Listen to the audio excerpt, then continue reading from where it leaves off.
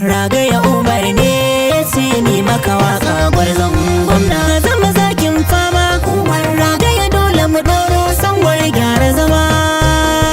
Gyara zama dan modi, sigara kan siddi, ka wuce dodon kodi, ba ka dawo shin gardi. Kai gaba dai dan sidi, mun fita filin shadi, shala maza sun fadi, ga wajiya ba yaɗi,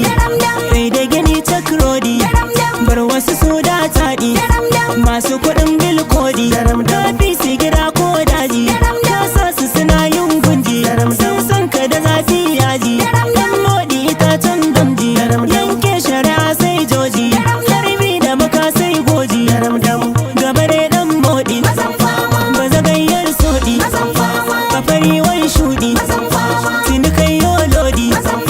magana ta yi nisa ba a katse sautin ba,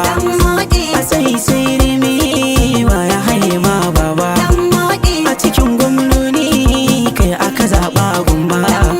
ka zamo jan gwarzo dole mijin iya abba, kai ne ba so ne ba, ba za su iya ba, ba su san aikin ba, ka rabe musu gaba, ka yi rabe ya zaɓa,